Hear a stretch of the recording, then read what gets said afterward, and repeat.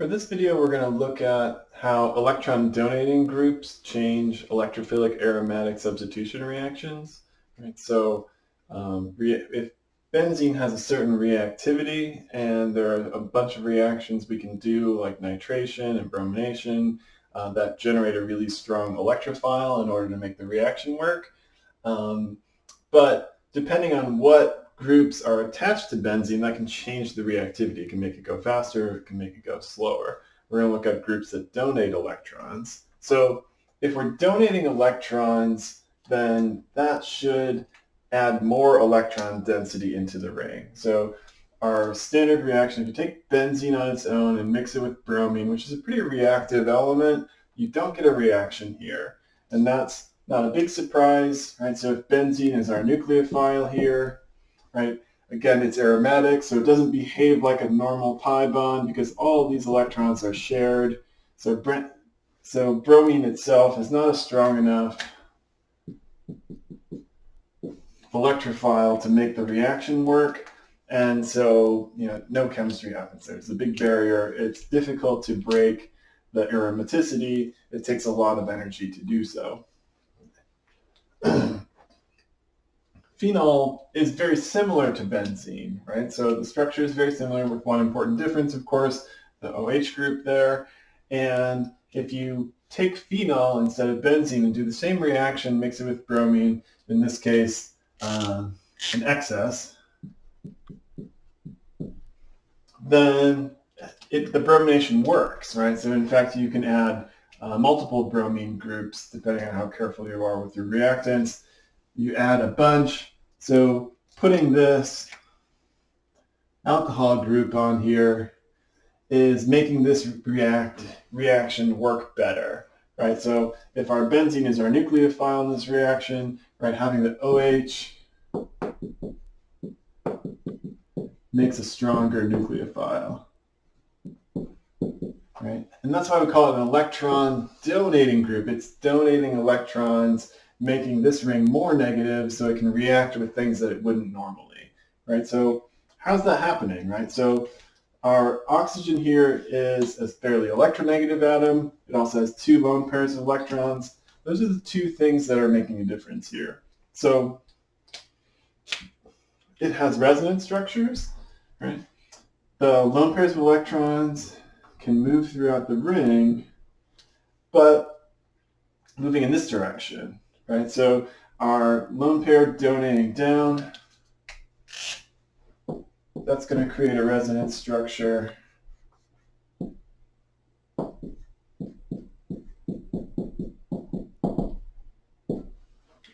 That puts a negative charge on the ring, right? So our negative charge here, we can keep drawing more structures and keep going. Try to run out of space.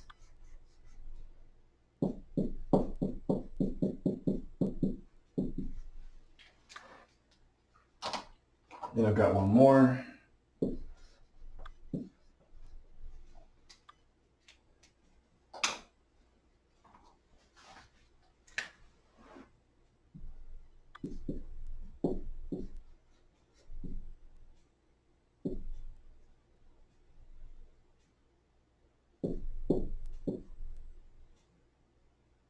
Oops.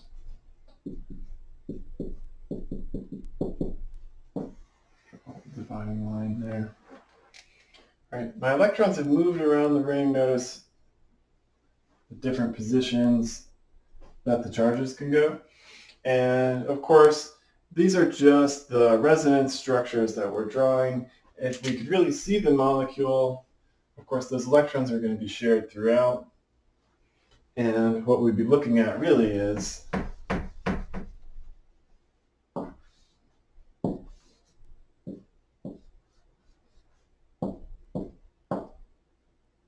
oops, sorry.